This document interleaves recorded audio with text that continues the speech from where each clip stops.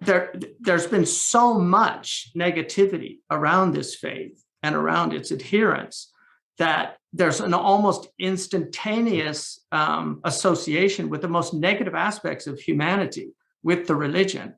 And it's quite tragic. And so just as an exercise, a kind of bracketing for a second and try to think about things, a mentor of mine and a friend of mine, Dr. Thomas Cleary, wrote a book called Zen Koans. He also translated the Quran. He's one of the brilliant translators of our lifetime.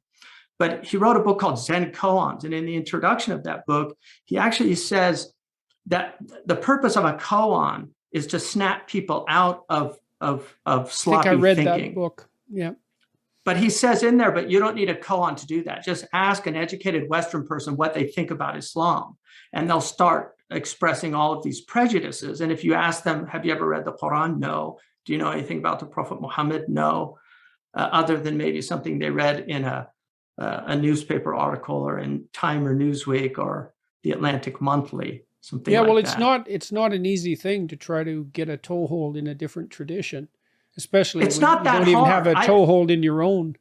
Yeah, it's not that hard, especially for an educated person. You're obviously a highly educated person. It's not that hard. Islam, one of the things Gibbon said is that Islam spread because it was a very easy religion to understand. So this idea that I can't understand it, I'm having a hard time, it's not that hard to understand.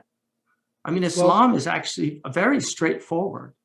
Okay, then give me a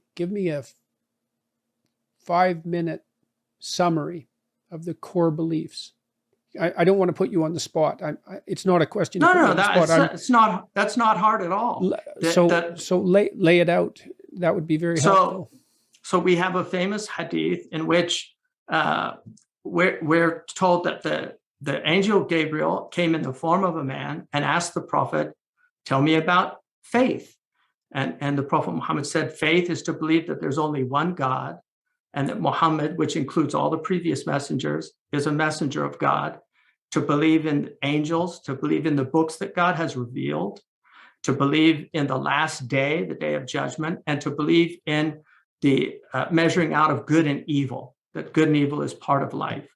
And then he said, tell me about Islam. And he said, Islam is that you make the testimony of faith, that you pray 5 times a day, that you fast Ramadan, that you pay zakat, the 2.5% of your standing wealth at the end, not your income tax, but your standing wealth at the end of a year, that's a whole year, 1/40 is given to poor people. There's 8 categories that are given in the Quran.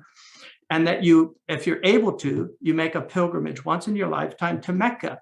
And then he said, tell me about ihsan, which is the 3rd dimension of Islam. And he said, and this is the dimension of virtuous being, like being a person of arity, of excellence in the world.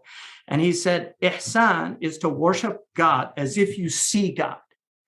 And if you don't see him, at least you know that he sees you. So you have an awareness of that there is a divine presence, and you should be in a state of awareness in your behavior. I mean, one of the things about, if you're driving and everybody's speeding and then somebody sees a cop, they all suddenly slow down. I have a friend once who just zoomed past the cop when everybody slowed down, and he pulled him over.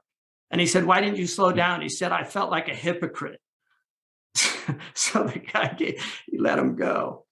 But, that's people when they're in the presence of authority, they tend to behave well, unless they're an utter rebel. I mean, there are those people.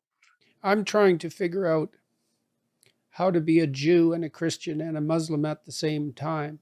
But become Muslim. That's the best way, because the beauty of Islam is you get the Old Testament, the New Testament, and the Last Testament. I mean, that really is, for me, even the Jews acknowledge this, because Islam in many ways is a universalized Judaism. It's Judaism for the Gentiles.